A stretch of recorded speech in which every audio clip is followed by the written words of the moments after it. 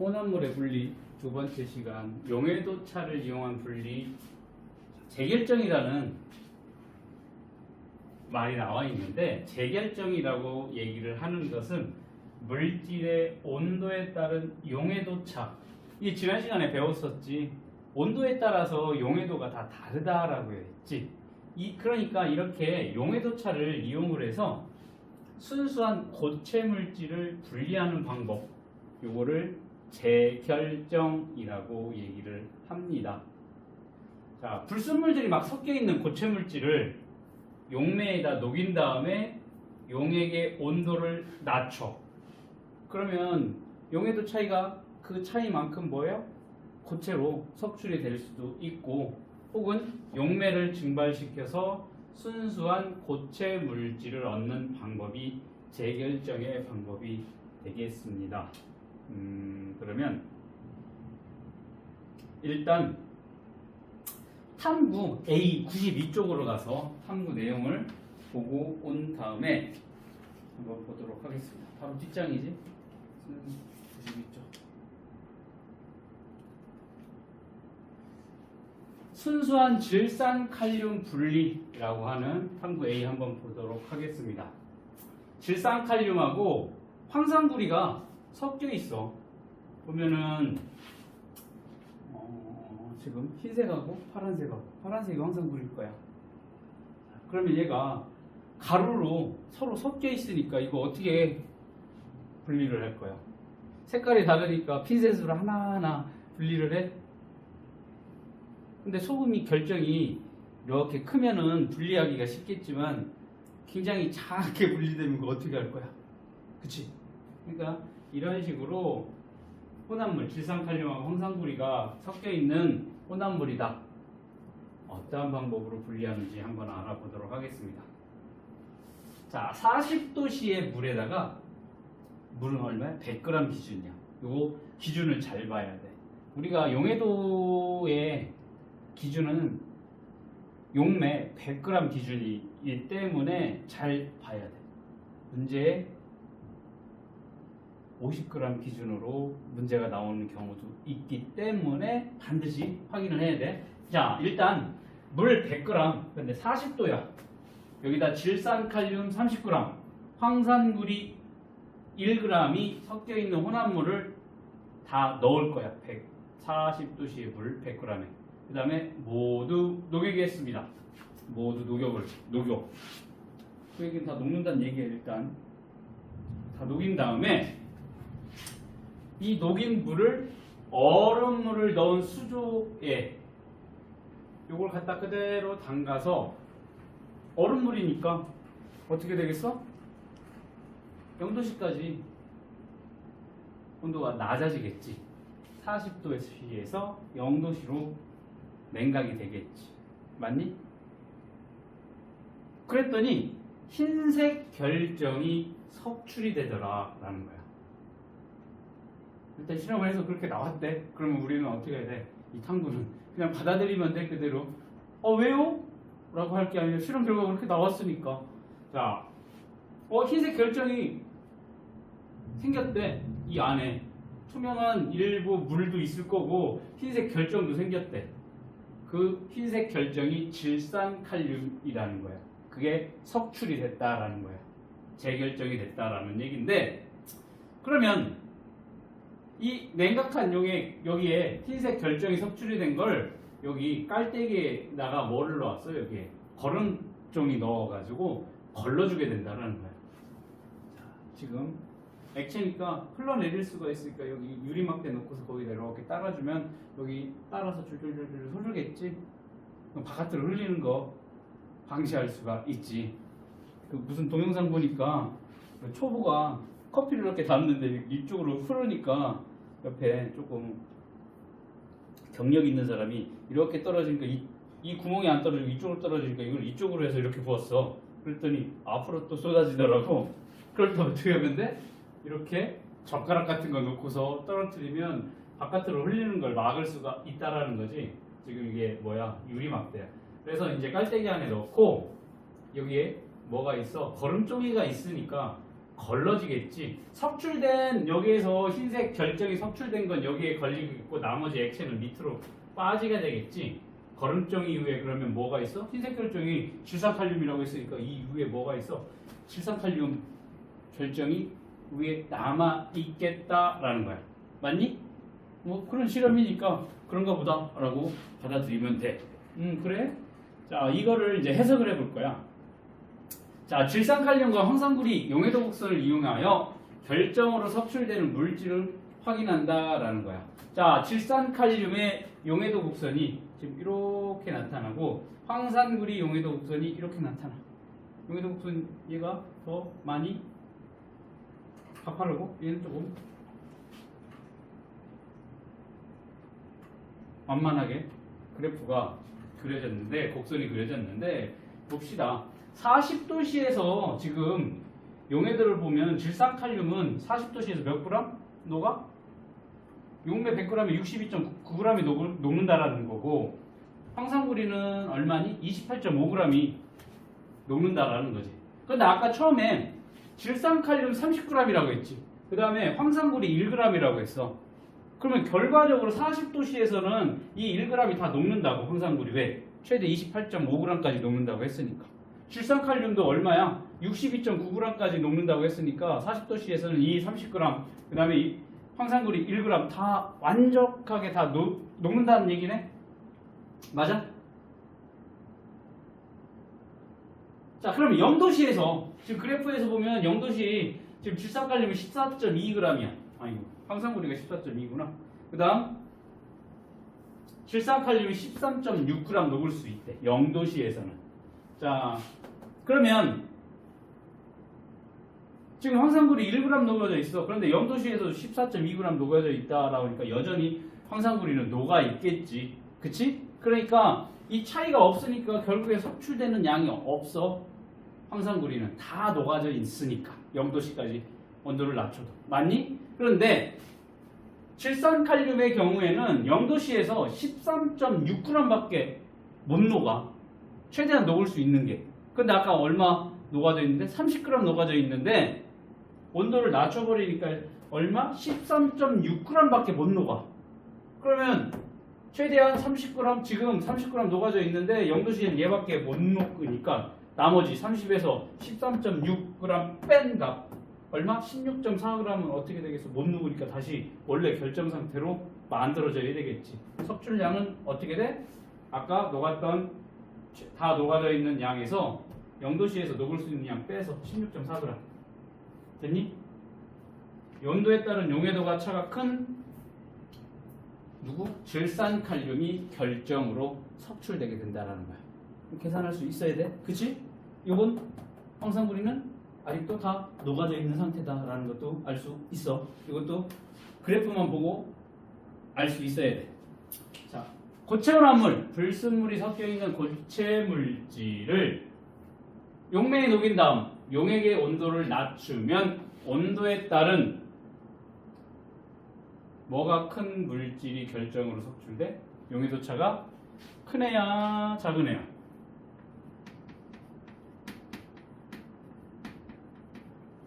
큰 애가 큰 물질이 석출이 될까? 작은 물질이 석출이 될까?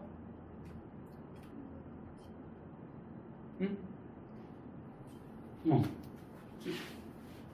봐봐. 누가 석출된다고 했어? 여기 온도에 따른 용해도 차가 큰 질산칼륨이 석출이 된다라고 했으니까. 맞아? 용해도 차가 큰 물질이 결정으로 석출되어 분리가 된다. 실험에 대한 설명으로 옳은 것과 옳지 않은 것을 표시하시오라고 했는데 온도에 따른 용해도차를 이용한 분리 방법이다. 맞는 얘기가 될 거고 40도씨의 물 100g에는 질산칼륨이 최대 62.9g 녹을 수 있다라고 했는데 40도씨의 물 여기 쭉 올라가면 돼. 황산구리 28.5, 질산칼륨은 62.9 맞네? 그치? 0도씨의 물 100g에는 질산칼륨이 13g이 녹아있는 용액 지금 염도시에서 질산칼륨 최대 얼마 넣을 수 있대? 13.6g이라고 되어 있어. 13.6이야. 최대 13.6g까지 녹을 수 있어. 근데 지금 여기에 13g 녹아져 있대. 그러면 얘는 무슨 용액이야? 불포화 용액 맞지? 왜? 0.6g 더 녹을 수 있기 때문에 아직 포화가 안 되어 있는 불포화 용액이다. 근데 포화 용액이라고 했으니까 X가 되겠네. 맞니? 탄칼륨은 황산구리보다 온도에 따른 용해도 차가 어때? 그래, 곡선이 더 가파르잖아. 그치? 그러면 용해도 차가 크지? 작다가 아니라 크다라고 해야 되니까 틀렸습니다. 거름종이 위에는 결정으로 석출된 고체가 남는다? 맞는 얘기가 되고, 이와 같은 혼합물의 분리 방법을 재결정이라 한다? 맞지. 재결정이라 한다라고 했지.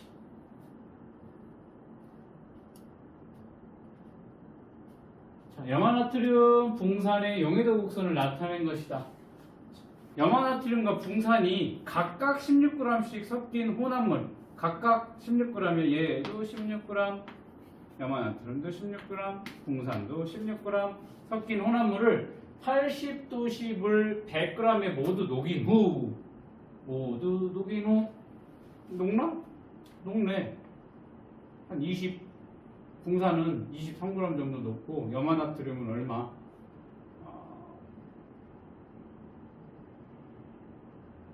그럼 38g 정도 되겠네. 그치? 붕산, 염화나트륨 16g씩 다 80도씨에 다 완벽하게 다 녹는다라고 볼 수 있겠지. 자, 20도씨까지 냉각을 시켰어. 20도씨 여기 봅시다. 얘 20도.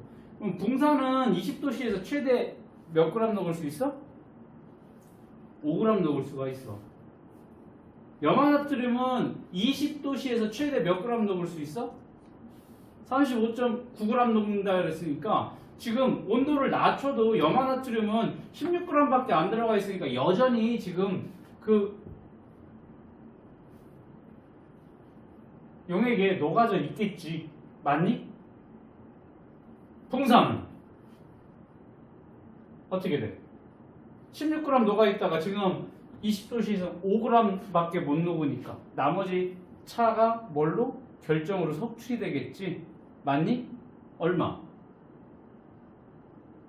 붕산 얼마가 섭취될까? 얼마? 11g. 16에서 원래 16g 녹아져 있었다고 했으니까 16에서 얼마 빼주면 돼? 지금 5g밖에 못 녹는다니까 5g 빼주니까 11g이 뭘로? 결정으로 섭출이 된다.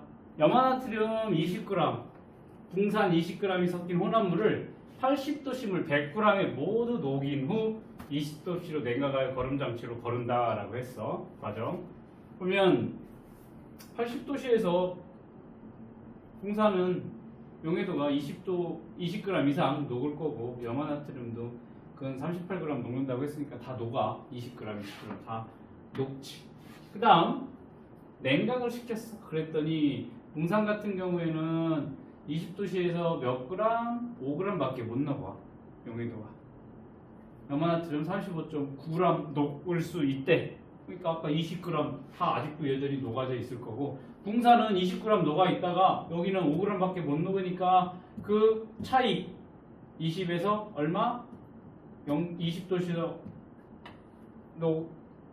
용해도가 5g이니까 얼마? 20에서 5g 빼주면 나머지 15g이 결정으로 섭출이 된다라는 거야. 이해됐니? 어렵지 않지?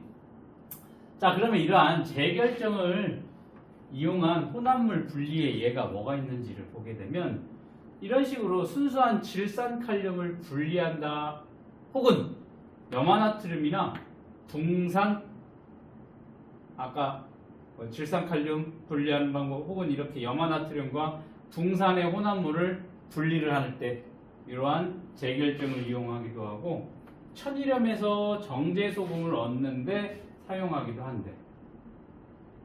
천일염이 뭐야? 들어본 적 있어? 천일염? 천일염 뭐야? 소금? 뭐 소금인데 무슨 소금이야? 천일염. 천일염 쉽게 말하면 바닷물을 끌어다가 이렇게 큰 논같이 생긴 데 밑에 바닥에 이제 타일 같은 거 깔아져 있지. 타일. 지금은 그렇게 바닥이 깨끗한 바닥으로 해놓긴 했을 거야. 거기다 놓고서 바닷물 갖다 놓고 햇볕에 계속 놔두면 어떻게 돼? 증발이 일어나. 계속 모으다 보면 나중에 증발하면 밑에 뭐만 남아? 소금만 남는 게 이제 천일염이지. 맞아? 염전에서 바닷물을 증발시켜 얻은 천일염. 여기에는 이제 바깥에 이제 논 같은 데 옆에 있으니까 흙도 있을 거고, 티끌이나 지나가던 새나 똥 묻고 거기 벌레 들어가고 해서 불순물들이 많겠지. 그치? 그래서 이 천일염을 이런 것들 먹을 수는 없잖니? 벌레 들어가고 개구리 들어가서 그런 것들을 이제 정제 소금을 얻는 방법은 천일염 소금이니까 물에다가 녹여. 그 다음에 거름 장치로 걸러줄 거야. 그러면 물에 녹지 않는 티끌이나 찌꺼기 같은 것들이 여기에 걸러지겠지. 그리고 밑에 순수한 뭐만 남아? 소금 물만 남겠지. 그래서 얘를 가열해서 증발시키면 바닥에 뭐만 남아? 깨끗한 소금만 결정으로 석출이 되겠다. 자, 이런 식으로 천일염에서 정제 소금을 얻는 방법. 이거 뭐야? 재결정이야. 그 다음 합성약품 정제 등 이것도 해당이 되는데,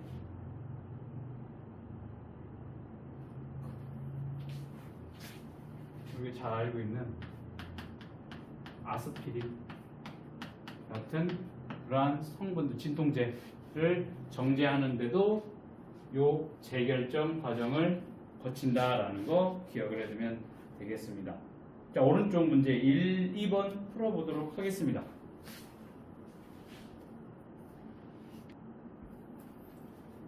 1번 봅시다. 물질의 온도에 따른 뭐를 이용하여 순수한 고체 물질을 분리하는 방법을 재결정이라고 한다. 여기 들어가는 말 용해도가 되겠지. 맞니? 용해도차를 이용을 해서 온도에 따른 용해도차를 이용해서 재결정. 자, 염화나트륨과 붕산의 용해도 곡선을 나타낸 것이다. 염화나트륨 1g, 붕산 15g이 섞여 있는 혼합물을 뜨거운 물에 모두 녹인 후 20도씨로 냉각하면 온도에 따른 용해도차가 큰, 용해도차가 작은 뭐가 결정으로 석출이 될까? 용해도차가 큰 무슨 물질이? 붕산이 결정으로 석출이 된다. 됐니? 어렵지 않아. 이번엔 크로마토그래피를 이용한 분리. 크로마토그래피라는 단어를 들어본 적 있니? 우리 초등학교 때 해본 적 없어? 시금치를 막 갈아가지고 이쑤시개로 종이에다가 시금치를 여러 번 찍고 말리고 해서 물에다가 담가서 분리를 하는 거 해본 적 없어? 초등학교 안 나왔어? 혹은 사인펜을 찍어서 해본 적 없어? 없어. 알겠어. 설명해 줄게. 크로마토그래피라고 하는 것은 혼합물을 이루는 성분 물질이 용매를 따라 이동하는 속도가 다른 것을 이용하여 혼합물을 분리하는 방법이야. 자, 혼합물을 이루는 성분 물질. 그러니까 혼합물이 용매를 따라 이동하는 속도가 다른 것을 이용해서 혼합물을 분리하는 것. 즉, 성분 물질은 물질에 A라는 물질과 B라는 물질이 용매를 따라서 흐르면 다른 성분이면 같은 속도로 이동을 하겠지만 성분이 다르면 얘는 무겁고 얘는 작아, 얘는 크고 작아, 혹은 무겁고 가벼워. 그러면 어떻게 써? 무거운 애는 천천히 이동을 할 거고 빠른 애는 빨리 이동을 하겠지. 작은 애는 뭐 그런 이동 속도를 이용을 해서 혼합물을 분리하는 방법이 크로마토그래피라는 거거든. 자, 93쪽으로 가보자. 93쪽. 사인펜 잉크의 색소 분리 탐구 D 보도록 하겠습니다. 자, 우리가 알고 있는 사인펜 잉크 속에 색소로 한번 분리를 해볼 거야. 그래서 이 크로마토그래피가 뭔지 그 원리를 알아보도록 하겠습니다. 거름종이를 한쪽 끝에서 1.5cm 정도 되는 곳에, 쉽게 말하면 이렇게 거름종이가 있으면 한쪽 끝에서 여기 1.5cm 정도 되는 곳에 이렇게 찍으라는 거예요. 여기를 일단 띄워놓은 상태에서 연필로 선을 그어놓고 여기에 여러 색의 수성 사인펜을 연필 선 위에 점을 찍는데, 파란색도 찍어보고 검은색도 찍어보고 빨간색도 찍어보고, 그 다음에 비커에 물을 1cm 정도 붓고 거름종이를 유리판에 붙인 후에 사인펜 잉크를 찍은 점이 물에 잠기지 않게 비커에 넣고 변화를 관찰해보자 라는 거야. 자, 그러면 이거야. 이게 거름종이라고 해서 1.5cm 정도 되는 곳에 이렇게 선을 그어놓고 여기에 뭐 찍었어? 파란색도 찍고 여기 주황색도 찍고 그 다음 여기 빨간색도 이렇게 찍자라는 거지. 그 다음에 얘를 어디다가 집어넣어? 비커에. 근데 비커에는 여기 물이 어디까지? 1cm 정도까지만 이렇게 담궈져 있어. 여기다 이렇게 집어넣자라는 거야. 밑에를 보면. 자, 여기서 중요한 거, 사인펜 잉크를 찍은 점이 이 물에 잠기면 안 돼. 물 위에 떠 있어야 된다라는 거 중요해. 그 다음 당겨놓고서 변화를 관찰하면 되겠다. 그랬더니 수성 사인펜으로 찍은 점은 각각 여러 가지 색소로 분리가 되더라. 색소마다 물을 따라 이동하는 속도가 다르기 때문에 그렇다라는 거지. 그러면 이 거름종이가 여기 물을 흡수하겠지. 흡수되면서 요 물이 어디로? 이쪽 위쪽으로 이렇게 이동을 하겠지. 그 용매를 따라서 여기 찍혀졌던 수성 사인펜들이 따라서 이동을 하게 되면 이런 식으로 색깔마다 각각 여러 가지 색으로 분리가 되는 현상이 나타나게 되더라라는 거야. 자, 그러면 이게 뭐냐면, 일단 실험 과정의 유의사항이 뭐냐면 용매가 증발하지 않도록 입구를 막아둔대. 왜냐하면 증발하면 중간에 계속 물이 증발하게 되면 여기를 따라서 용매가 이렇게 이동을 해야 되는데 이동이 되다 말겠지, 증발이. 그래서 증발하지 않도록 입구를 막아줘야 되겠고, 그 다음에 물이 거름종의 끝까지 올라오기 전에 실험을 멈춰야 된대. 왜 그러냐면 얘가 이쪽으로 쭉 분리가 되다가 여기까지 넘어가게 되면 다 빠져버리잖아. 그러면 여기 부분이 색깔별로 이렇게 딱 나눠졌어. 그런데 계속 넘어가 버리면 안 되기 때문에 끝까지 올라오기 전에 실험을 멈춰야 되는 거. 이것도 이해되지. 그 다음 사인펜 잉크는 작게 여러 번 진하게 찍는 거야. 한번 작게 찍고 마른 다음에 또 찍고 또 찍고 또 찍고 이렇게 여러 번 진하게 작게 찍는다. 아까 얘기했던 사인펜 잉크를 찍은 점이 물에 잠기지 않아야 된다. 굉장히 중요합니다. 물에 잠기면 성분 물질이 거름종이에 번져 나가기 전에 물에 녹아 분리돼. 물이 이렇게 해버렸어. 이렇게 잠가버리면 어떻게 돼? 그냥 물에 이게 사인펜이 풀어져 버리기 때문에 분리를 할 수가 없어. 유성 사인펜의 색소를 분리할 때는 유성 색소를 녹일 수 있는 용매를 사용한다. 자, 지금 수성 사인펜은 뭐야? 물에 녹는 사인펜이니까 이 용매를 물로 사용을 할 거지. 그러니까 이 수성 사인펜은 물에 녹으니까 이렇게 분리가 될 건데 여기 유성 사인펜을 찍으면 물에 안 녹을 거지. 유성 사인펜의 색소 분리를 하고 싶으면 유성 사인펜이 녹는 물질, 유성 사인펜을 녹일 수 있는 물질, 뭐 톨루엔이라든지 뭐 그런 데에다가 담궈놔야 된다는 얘기. 이랬지? 물에다가 유성 사인펜 찍어놓으면 절대 분리가 안 될 거니까. 맞니? 정리해 보도록 하겠습니다. 혼합물을 이루는 성분 물질이 뭐를 따라 이동하는? 니은. 뭐가 다른 것을 이용하여 혼합물을 분리하는 방법. 이걸 크로마토그래피라고 한대. 뭐가 들어갈까? 기억에는 혼합물을 이루는 성분 물질이 뭐를 따라 이동을 한다고 했어? 물을 따라 이동을 한다고 했으니까 그 물을 뭐라고 한다고 했어?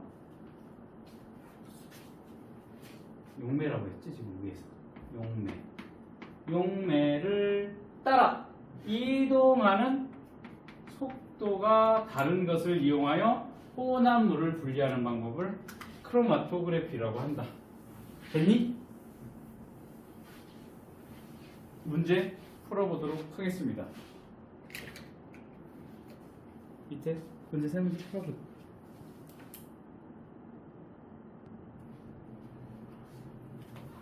사인펜 잉크를 찍은 점이 용매에 충분히 잠기도록 장치한다? 여기 잠기면 어떻게 된다고 했어?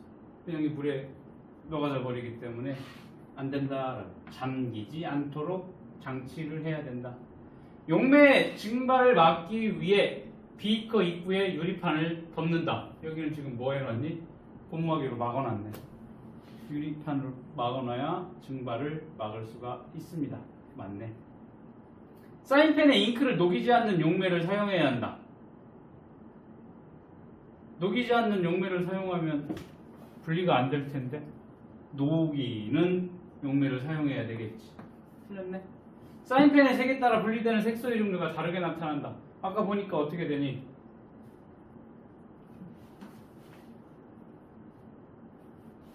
색이 검은색, 파란색, 빨간색, 검은색, 파란색, 빨간색이라고 하면 다른 색이 나타나는 걸 볼 수가 있으니까. 맞네? 물 대신 에탄올 용매로 사용한 크로마토그래피 결과가 달라진다? 5번 맞아 틀려?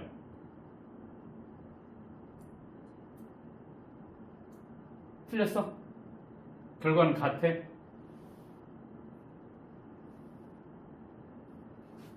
물 대신 용매를 바꿀 거야. 용매를 바꾸게 되면 크로마토그래피 결과가 같아 달라? 같아?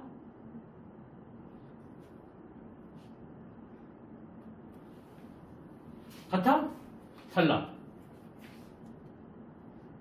용매가 뭐냐에 따라서 그 색소가 녹을 수도 있고 덜 녹을 수도 있고 완벽하게 녹일 수도 있고 안 녹을 수도 있고 결과가 달라지겠지. 용매 자체가 다른 성분으로 바뀌게 되면. 그러니까 맞는 얘기가 될 거야. 결과가 달라져. 용매가 달라지면. 그 다음 수성 사인펜 대신 같은 색의 유성 사인펜을 실험해도 크로마토그래피의 결과는 같아? 다르지. 유성 사인펜은 물에 안 녹으니까 달라지게 될 거야. 그래서 X가 될 거고,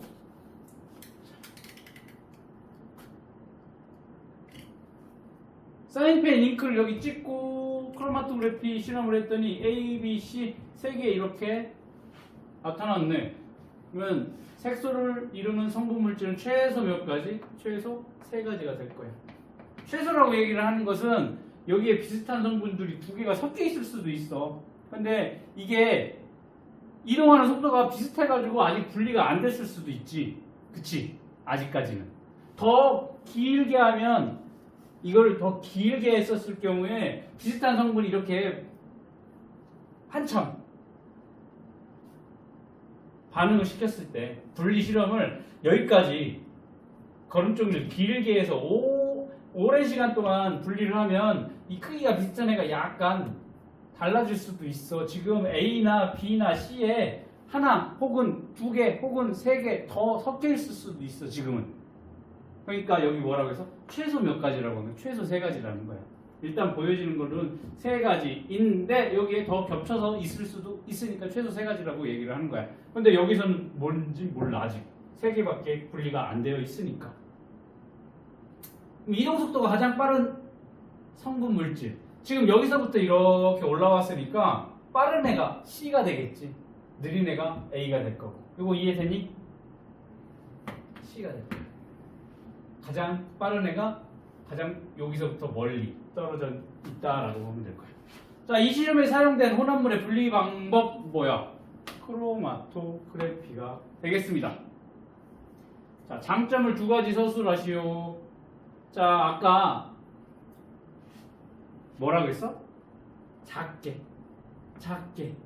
작게 여러 번 찍는다라고 했지. 실제적으로 시금치의 색소를 분리를 할 때 시금치를 갖다 이렇게 막 갈아 막자와 막자사발로. 그러면 즙이 나오겠지. 그걸 이쑤시개를 살짝 거름 쪽에 찍어 이쑤시개를 찍어서 거름 쪽에다 갖다 찍고 마른 다음에 또 거름 이쑤시개를 찍고 굉장히 적은 양을 사용해도 분리가 가능하다라는 거지. 그러니까 이 장점 한 가지 첫 번째 뭐야? 시료의 양이 적어도 분리가 가능하다라는 거야.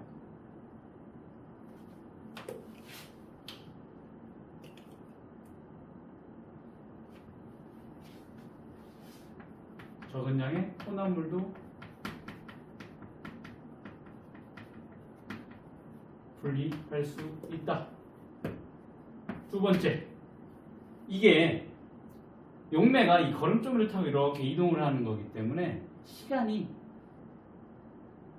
반응 시간이 짧아.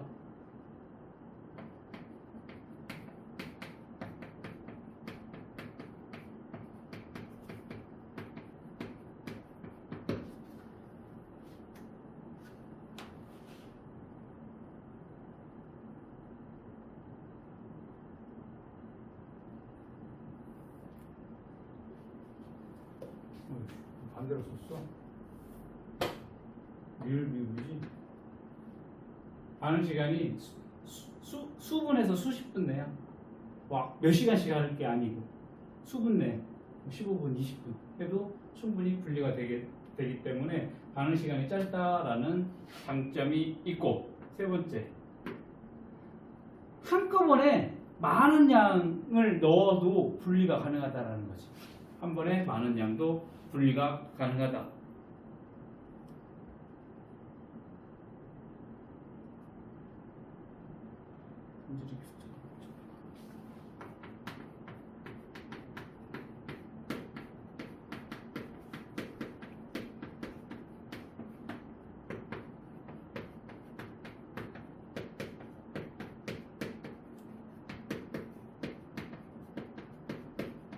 이렇게 성질이 비슷하거나 복잡한 혼합물도 한 번에 분리가 가능해.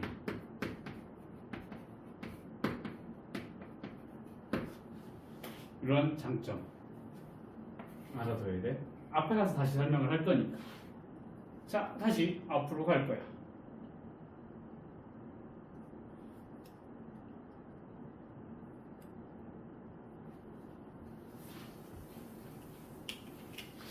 자, 우리 탐구를 배웠으니까 이 내용 다시 봅시다. 크로마토그래피다. 혼합물을 이루는 성분물질이 용매를 따라 이동하는 속도가 다른 것을 이용해서 혼합물을 분리하는 방법이다. 이제 이해가 되지? 용매의 종류에 따라 분리되는 성분물질의 수 또는 이동한 거리가 달라진다. 아까 뭐라고 했어? 용매의 종류가 달라지게 된다라는 것은 결국에는 결과가 다르게 나타날 수 있다라는 거야. 왜냐하면 이동한 거리가 달라지기 때문에. 그러니까 쉽게 말하면 여기 용매에 물이나 혹은 에탄올로 바꿔버릴 거야. 그러면 이동하는 속도가 달라지겠지. 그러면 거기 용매에 따라서 용매가 빠르게 이동을 하나 천천히 이동을 한다. 그러면 거기에 그 용매를 타고 가는 이 혼합물도 분리되는 정도가 달라지게 된다라는 거야. 이해되니? 용매 종류에 따라 분리되는 성분물질의 수 또는 이동한 거리도 달라지게 될 거고, 용매를 따라 이동하는 속도가 가장 빠른 성분물질이 어떻게 되니? 이 B처럼 가장 멀리 이동을 하게 된다. 여기서부터 이동을 했었을 때 속도가 빠른 애는 여기쯤 가 있을 거고 속도가 느린 애는 여기 있을 거라고. 이 두 개를 비교를 하면 얘는 속도가 빠른 애, 얘는 속도가 느린 애라는 걸 알 수가 있습니다.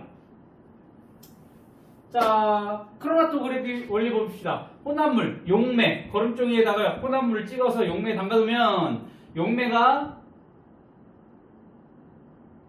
혼합물의 성분을 녹이면서 위로 올라가게 될 거야. 그러면 성분물질이 녹여지니까 자기가 성분물질이 녹아지니까 그 성분 섞여있던 게 분리가 되면서 어떻게 돼? 이동 속도가 달라지면 어떻게 돼? 어떤 놈은 빨리 가, 어떤 놈은 천천히 가게 돼서 성분물질 용매를 따라 이동하는 속도가 다르게 되니까 각 성분으로 어떻게 돼? 분리가 되게 된다. 그랬었을 때 이 당구는 이 부분이 A하고 B라고 했었을 때 더 멀리 떨어진 B가 이동 속도가 A보다는 더 빠르다라는 것을 알 수가 있겠고, 이렇게 분리가 일단 두 개로 되어 있으면 이 찍은 성분 물질은 아직은 최소한 몇 가지야? 두 가지 물질로 이루어져 있다라는 것을 알 수 있습니다. 이게 이제 기본적인 크로마토그래피의 원리고, 그 다음 여기 물질 A부터 E까지의 크로마토그래피 결과를 분석을 해볼 거야. 자, 보니까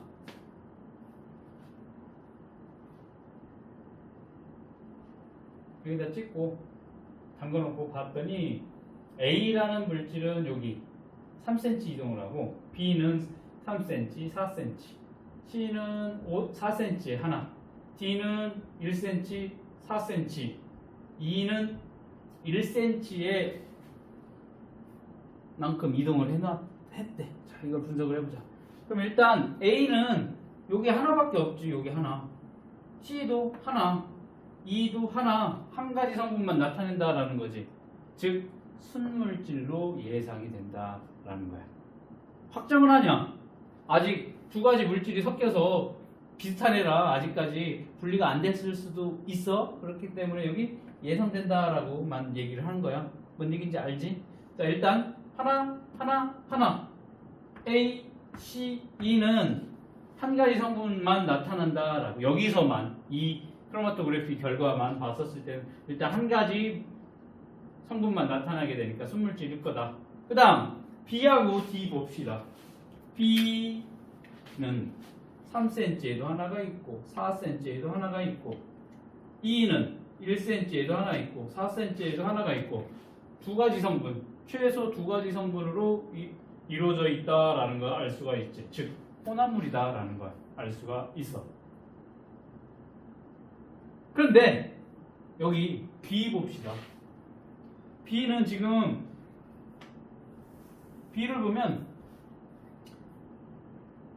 이 3cm도 있고 4cm도 있어. 3cm에 누구니? A가 3cm지. 그러면 얘랑 지금 같은 성분이라는 거야. 그러니까 B에는 A를 포함하고 있어. A랑 같은 물질이 있다라는 거고. 그 다음 여기 봐봐. 4cm에도 있지. 여기 4cm. 뭐랑 같니? 지금 C도 4cm 하나만 있지. 그러니까 얘랑 지금 같은 성분이라는 거야. 즉 B에는 이렇게 A도 있고 C 성분도 같이 있다라는 거죠. B에는 A를 포함하기도 하고 C를 포함하고 있다라는 거고. D 봅시다. D 보니까 D도 마찬가지로 두 개의 점으로 분리가 됐는데 4cm네. 그러면 C가 여기 C랑 같은 4cm니까 얘 C도 D에는 C도 있고 여기 1cm E랑 같은 물질, 즉 D에는 C를 포함하기도 하고 E를 포함하기도 한다라는 것을 알 수 있어. 왜? 올라간 높이가 같으면 같은 성분이다라는 걸, 같은 성분이니까 용매를 따라 이동한 거리가 같겠지. 맞니? 용매를 따라 이동하는 속도 누가 제일 빠르겠니? A, C, E만 비교를 하면 얘랑 비교를 하면 누가 제일 이동 속도가 빠르겠어? 4cm짜리 C가 제일 이동 속도가 빠를 거고, 그 다음 3cm 이동한 A, 그 다음 1cm 이동한 E, 요 순이 되겠습니다. 멀리 떨어져 있을수록, 여기는 높이 올라간다라는 표현을 했는데 이동 속도가 빠르다라는 거. 이해됐니? 어렵지 않아. 자, 크로마토그래피 특징, 아까 배운 그 문제에서 봤었던 내용이야. 점만 몇 번 찍어도 된다 라고 했어. 그러니까 매우 적은 양의 혼합물도 분리를 할 수가 있다라는 거죠. 분리 방법이 간단하지. 점 찍어서 그냥 담가놓기만 하면 되는 거잖아. 얼마나 간단해. 분리하는데 걸리는 시간 수분 내지 수십 분 이내니까 시간도 짧고. 그 다음에 성질이 비슷하거나 복잡한 혼합물도 한 번에 분리를 할 수가 있어. 혼합물이 막 10개 섞여 있어도 5개 섞여 있어도 복잡한 혼합물도 한 번에 분리를 할 수 있는 장점이 있다. 자, 그래서 이러한 크로마토그래피를 어디다 이용할 거냐? 사인펜 잉크의 색소를 분리한다거나 운동선수의 도핑 테스트. 운동선수 도핑 테스트가 뭐냐? 내가 이번에 월드컵 했잖아. 월드컵 올림픽 했잖아. 역도를 하려고 하는데 더 들고 싶어서 몰래 금지 약물 스테로이드가 들어간 순간적으로 힘을 낼 수 있는 금지 약물 복용하고서 들어서 금메달 땄어. 그럼 어떻게 할 건데? 몰래 먹었으니까 모르잖아. 이거 어떻게?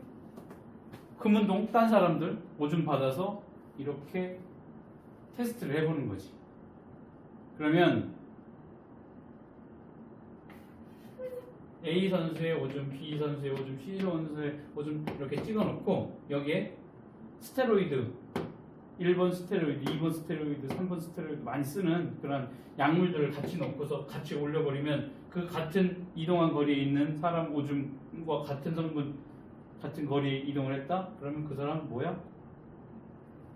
금지 약물 먹었다라는 걸 알 수가 있지.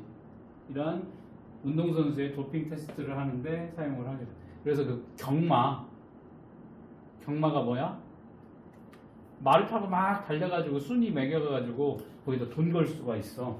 우리나라는 그게 경마장 가서 하는 게 이제 합법이니까 그 경마를 하러 가면 경마를 끝나고 난 말은 이런 도핑 테스트를 해서 혹시 금지 약물을 복용했는지를 알아보기 위해서 오줌을 받아야 되니까 그 말 오줌 받는 알바가 따로 있더라고. 그래서 막 휘발을 걸어가지고 오줌 이렇게 받아가지고 테스트하는 그런 직업도 있다고 하더라고.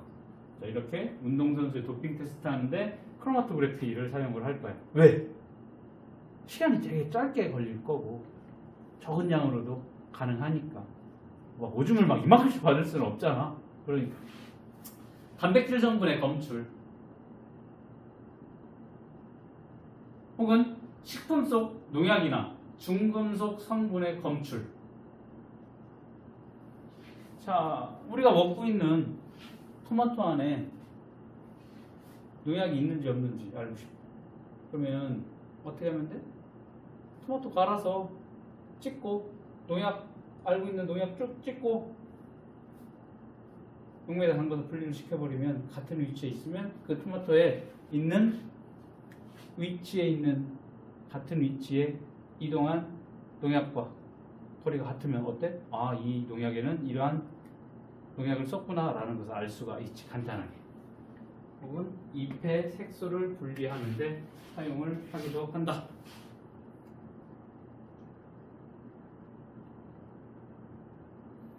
도핑 테스트 하면 뭐 소변이나 혈액으로 하는 게 가장 확실하기도 하는데, 그래서 금지약물 복용하면 받았던 메달도 다시 박탈당하는 경우가 있어. 그래서 지난번 올림픽 때였나? 우리나라 선수가 4위를 했어.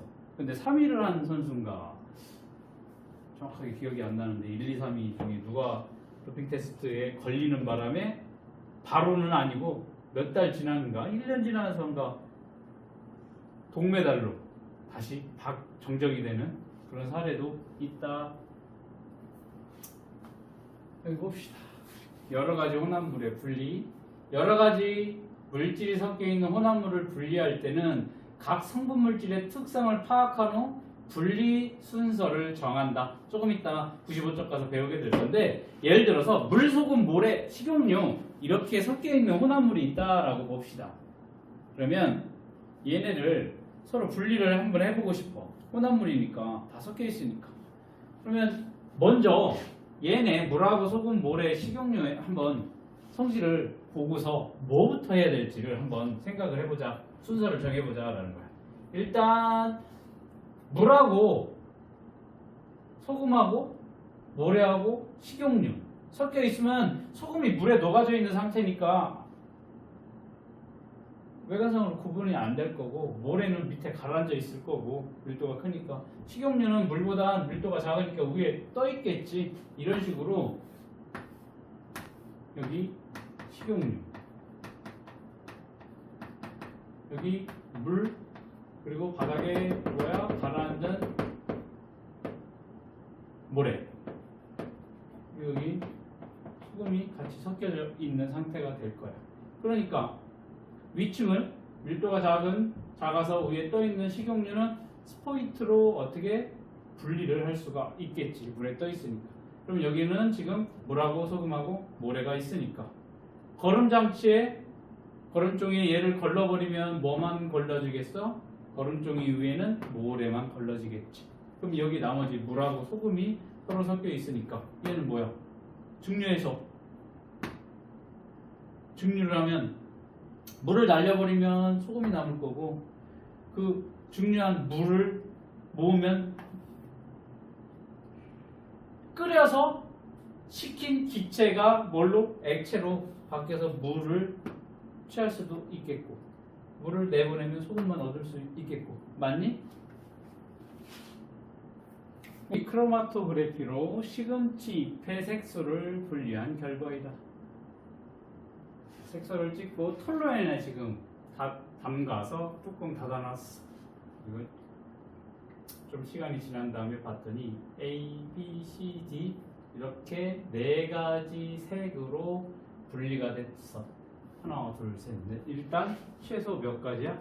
4가지로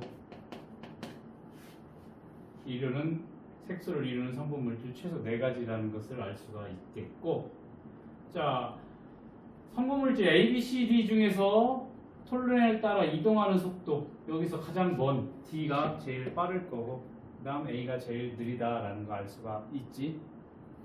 크로마토그래피에 대한 설명을 옳은 것과 옳지 않은 것을 고르라고 했는데 성분 물질의 밀도차를 이용하여 분리하는 방법? 아니지. 용매에 이동하는 속도지. 속도 차이를 이용해서 분리하는 방법이니까 틀렸네. 분리 방법이 복잡해? 되게 간단하지. 간단하고 분리하는데 시간이 조금 걸린다라고 틀렸네. 혼합물의 양이 매우 적어도 분리할 수 있어? 점을 찍었다고 했지. 점. 굉장히 적은 양 가능한데 성질이 비슷하거나 복잡한 혼합물도 한 번에 분리할 수 있다라는 특징이 있었습니다. 그래서 XXO가 될 거고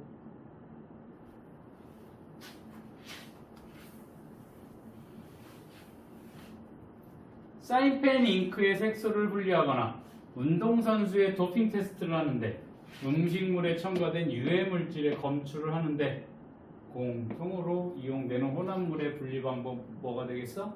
크로마토그래피가 되겠습니다. 됐어?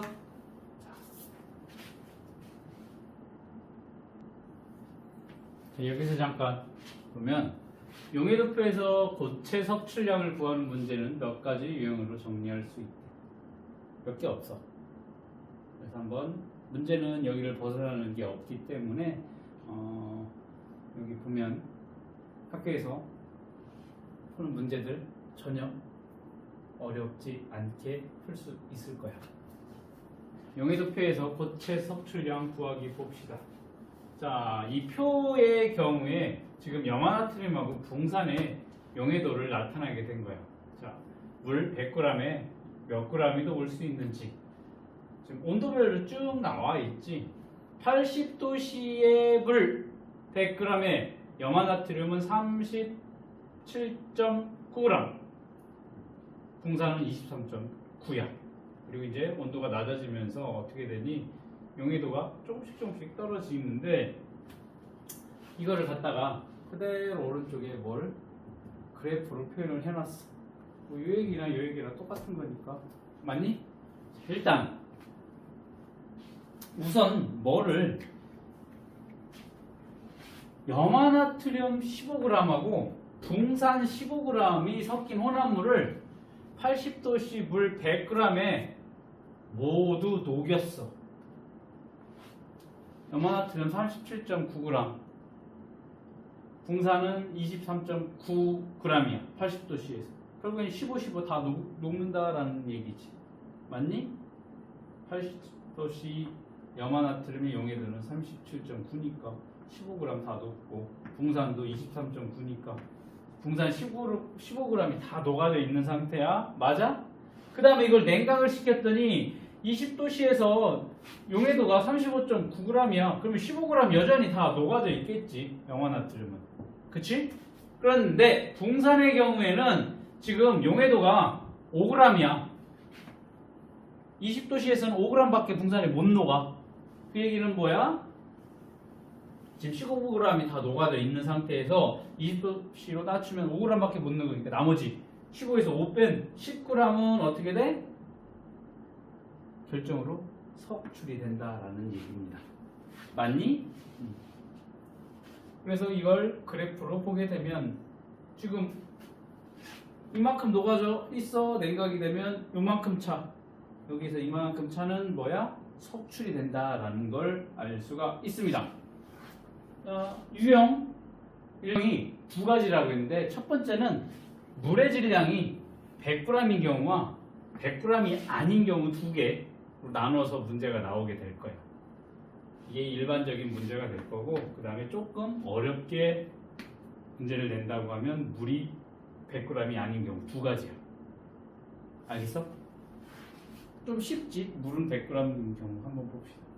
유형 첫 번째가 물의 질량이 100g인 경우를 한번 봅시다.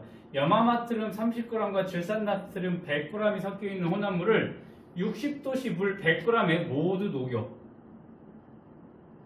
염화나트륨이 37점 60도에. 그러니까 30g 녹인다고 했으니까 다 녹겠네. 질산나트륨도 100g이라고 했으니까 60도씨에서 123.7 용해도가, 그러니까 다 녹을 수 있네? 그치? 일단 100g에 모두 녹이노. 이제 어떡하니? 0도씨로 냉각을 할 때 석출되는 물질의 종류와 질량을 쓰시오라고 했으니까, 일단 염화나트륨은 0도씨에 용해도가 35.6g이야. 그러면 아까 30g 녹였다고 했으니까 여전히 다 녹아져 있겠지. 맞니? 석출될 게 없어. 염화나트륨은 여전히 다 녹아져 있으니까. 그런데 자, 여기 100g 녹였어. 그런데 질산나트륨은 0도씨에 용해도가 73g이야. 용해도가 낮아졌어. 그럼 그 차이 얼마야? 100에서 73 뺀 나머지 27g은 녹아 있을 수가 없다고. 용해도가 73g밖에 안 되니까. 나머지 23g은 어떻게 되겠어? 결정으로 석출이 된다라는 거야. 했니? 어렵지 않아? 유제 1번 풀어볼까?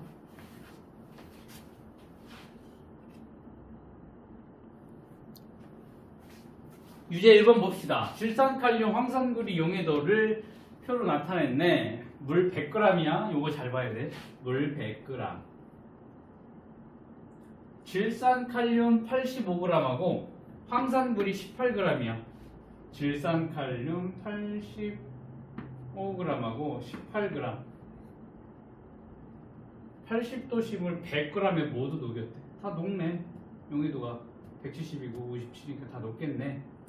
자, 모두 녹이로 20도씨로 냉각을 했어. 20도씨에는 지금 질산칼륨이 31.9, 황산구리는 20g 녹을 수가 있겠네.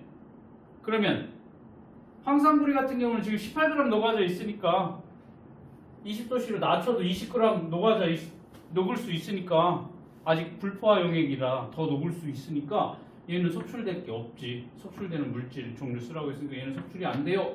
근데 얘는 85에서 31.9g만 녹을 수 있으니까 나머지 차이 얼마? 85에서 31.9 빼주면 되겠지. 맞니? 얼마야? 50. 3.1 그럼 석출돼. 뭐가? 질산칼륨이. 맞니? 아니야? 53.1g? 질산간염 53.1g 속출된다. 어렵지 않지? 맞았어? 맞았어? 자, 이게 이제 기본적으로 나오는 석출량 구하는 문제라고 하면 이번에는 두 번째 유형 봅시다.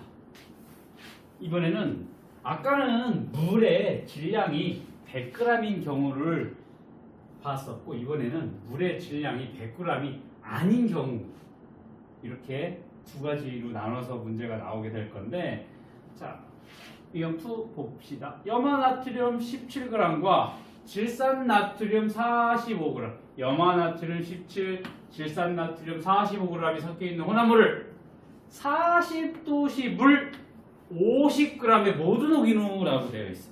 이거 잘 봐야 돼. 얼마? 50g에 모두 녹인 후 20도씨로 냉각할 때 석출되는 물질의 종류와 질량을 쓰시오라고 되어 있습니다. 그러면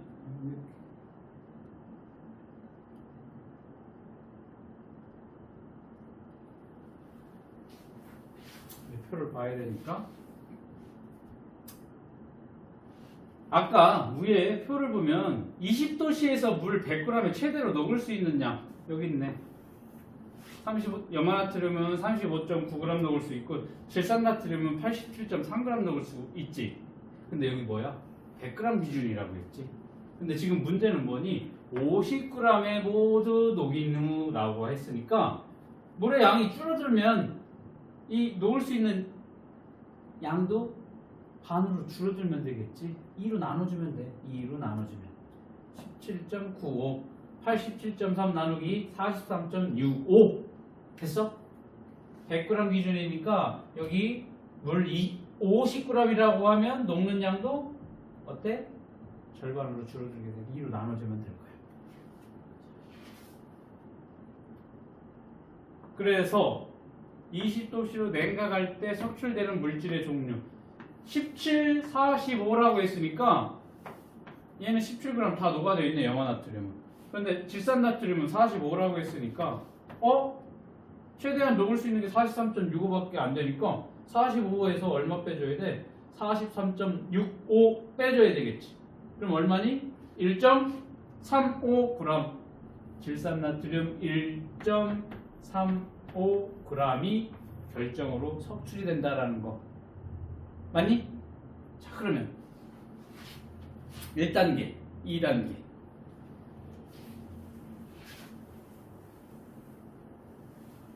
이런 식으로 1단계에서는 100g을 50g으로 변환시켜서 최대한 녹을 수 있는 양 구해놓고 그 다음 석출량 구하면 돼.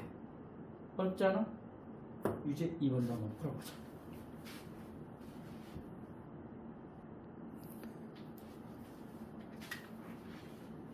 지금 표는 물 100g 기준으로 되어 있는데 지금 문제는 염화나트륨 10g하고 붕산 5g을 섞여있는 혼합물을 60도씨물 50g에 모두 녹인 후 20도씨로 냉각할 때 석출되는 물질의 종류와 질량을 적으라고 했으니까 일단 100g이니까 여기는 50g에 모두 녹였다라고 하면 지금 염화나트륨은 지금 100g인데 이거를 50g 기준으로 다 바꿔볼게요. 50g으로.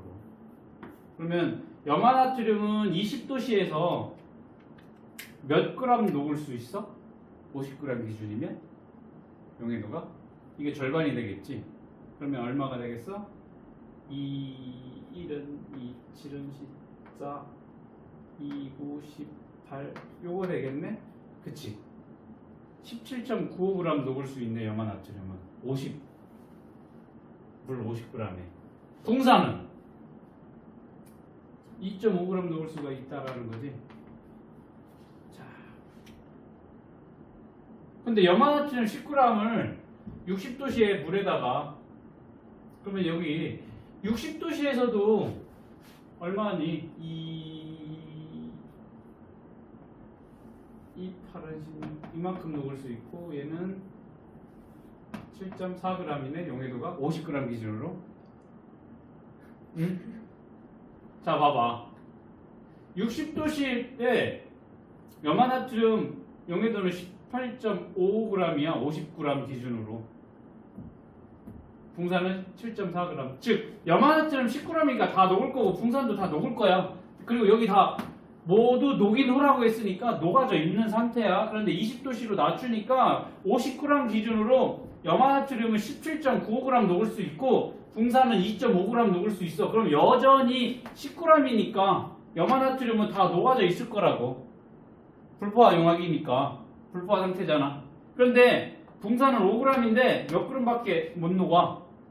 2.5g밖에 못 녹으니까 붕산이 속출이 되겠지. 얼마만큼? 아까 5g 녹았다라고 했는데 여기 용해도 2.5니까 얼마? 붕산 2.5g이 속출이 된다라고. 50g 기준이야 이게 지금. 얘 도표는 100g 기준이라고. 그러니까 이 50g 기준으로 바꿔야겠지. 반으로.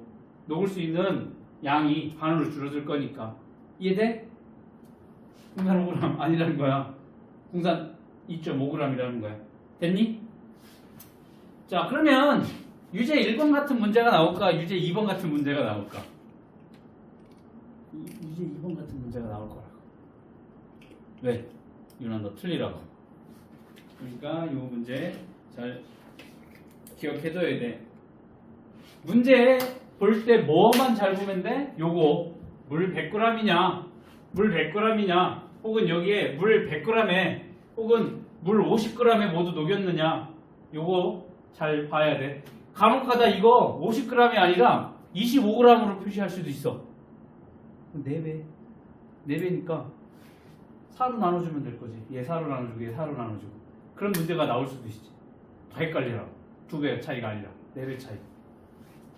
또 그냥 계산 그렇게 하면 돼. 어떻게? 여기 나누기 2가 아니라 여기 25g으로 문제가 나오게 되면 여기 나누기 4 해주면 될 거니까. 맞니?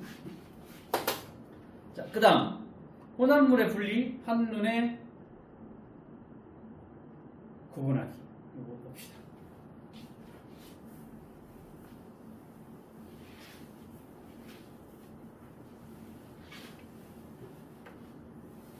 자, 혼합물의 분리 방법. 끓는 점차를 이용을 한다거나 혹은 밀도차를 이용한다. 용해도차를 이용한다. 용매를 따라 이동하는 속도가 다른 것을 이용한 분리. 4개밖에 없어. 첫 번째, 끓는 점차를 이용해서 분리하는 방법. 증류를 할 건데 이쪽엔 끓이고 온도계 꽂아놓고 가지 달린 이 부분은 이제 어떻게 해? 찬물에다 넣게 될 거지. 이렇게 끓는 점차를 이용한 분리 방법. 증류야. 물과 에탄올을 분리한다거나 혹은 탁한 술에서 맑은 소주를 얻는 방법. 소주꼬리 이용을 하는 거. 그 다음에 바닷물에서 식수를 얻는 거거나 혹은 증류탑에다 넣어서 원유를 분리하는 방법. 뭐야? 끓는 점차를 이용한 분리 방법이 될 거야. 이번엔 밀도차를 이용한 분리를 볼 건데 밀도차. 고체 혼합물끼리 혹은 액체 혼합물끼리 나눠서 볼 건데 고체 혼합물이 섞여 있을 때 밀도차를 이용한 분리 방법. 좋은비없이와 쭉정이를 거르는 방법. 소금물에다가 넣으면 좋은비없이는 가라앉고 쭉정이 물에 떠. 밀도차를 이용한 방법일 거고 신선한 달걀도 마찬가지라고 했어. 신선한 달걀은 가라앉을 거고 오래된 달걀은 위에 뜰 거고 혹은 스타이로폼하고 모래가 섞여 있었을 때 밀도 차이에 의해서 모래는 가라앉고 스타이로폼 위로 뜨겠지. 자, 이번 액체 혼합물을 분리를 할 때 이거 뭐니 분별 깔때기에 넣게 되면 물은 밑에 가라앉을 거고 식용유는 위에 뜨겠지. 혹은 물과 에테르, 물과 사야마탄소. 사야마탄소가 밑에, 물은 위라고 얘기를 했어. 간장과 참기름. 간장의 밑에, 참기름 위에. 그래서 이런 분별 깔때기를 이용을 해서 액체 혼합물 분리하는 방법, 뭐를 이용한 거야? 밀도 차이를 이용을 했다. 그 다음 용해도 차를 이용한 분리 재결정 방법이 있지. 순수한 질산칼륨을 얻는 방법 혹은 천일염에서 정제소금을 얻는 방법. 아까 아스피린 같은 합성 약품을 정제할 때 이 용해도 차이를 이용한 재결정 방법을 이용을 한다라는 거. 용해도 차이. 자, 용매를 따라 이동하는 속도가 다른 것을 이용한 분리 방법 크로마토그래피가 되겠습니다. 용매를 따라 이동하는 속도가 다른다. 사인펜 잉크에 색소를 분리한다거나 도핑 테스트를 한다거나 아니면 식물 잎에서 색소를 분리한다거나 단백질 성분들을 검출할 때 이러한 크로마토그래피 방법을 사용을 하게 된다라는 거. 끓는 점이 다르고 서로 잘 섞이는 액체 혼합물 끓는 점 차를 이용을 할 거야. 지금 섞여 있으니까 액체 혼합물. 밀도가 다르고 서로 섞이지 않는 액체 혼합물은 밀도 차를 이용해서 분리하는 방법. 온도에 따른 용해도 차가 큰 고체 혼합물은 용해도 차를 이용해서 분리를 하게 될 겁니다. 자, 봅시다. 물, 에탄올, 식용유가 있어.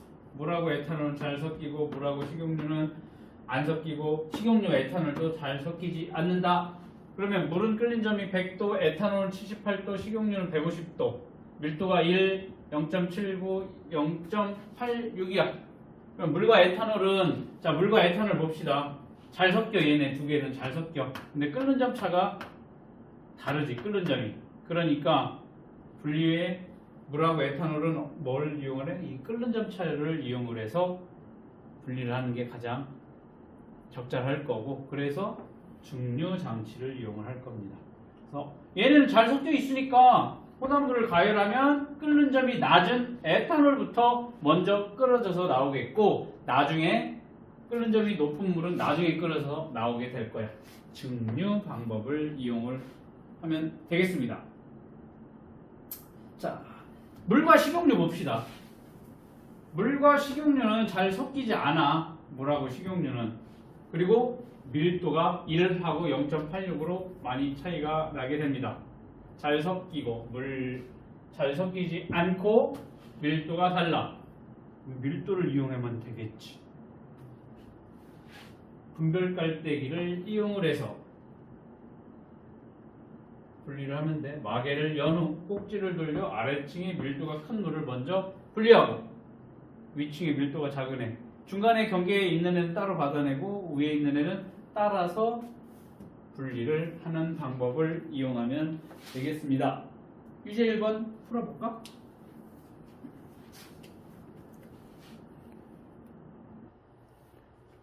일단 A와 B 각각 특성이 A, C와 잘 섞인다. 얘랑 잘 섞이고 B는 A, C와 섞이지 않는데 얘랑 안 섞이고 얘랑도 안 섞여. 끓는 점이 78도, 76점, 117도, 밀도가 이렇게 차이가 난다라고 했는데 증류로 분리하기.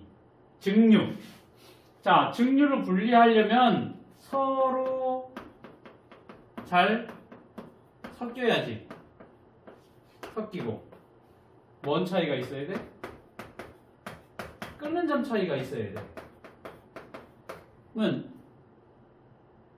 서로 잘 섞이고 C와 잘 섞인다. A는 C와 잘 섞이고 C는 A와, 즉 A와 C 같은 경우에는 잘 섞이고 그 다음에 끓는 점 차이가 78도, 117도. 아, 좋네. A와 C는 증류를 분리하기에 딱 좋아. A와 B는 끓는 점이 비슷해. 잘 섞이지도 않아. B와 C 끓는 점 차이는 많이 나는데 잘 섞이지가 않아. 그러니까 증류는 A와 C가 가장 적당하겠다. 됐니? 그 다음 B와 C를 분리하기에 가장 적당한 거 B와 C. 자, B 볼까? B의 특징 끓는 점 76도, C는 117도, 밀도 1.63, 1.05. 그런데 얘네 두 개는 잘 섞이니? A와 C와 섞이지 않는데 B는 두 개가 안 섞여. 그러면 지금 A는 뭐니? 이 방법이 걸음이지. 얘는 분별 깔때기. 얘는 크로마토그래피. 얘는 밀도차를 이용한 방법. 얘가 중요해. 그치? B, C 잘 섞이지 않았고 밀도차가 있으니까 뭐가 좋겠어? 분별 깔때기를 이용한 방법이 가장 적당하겠지.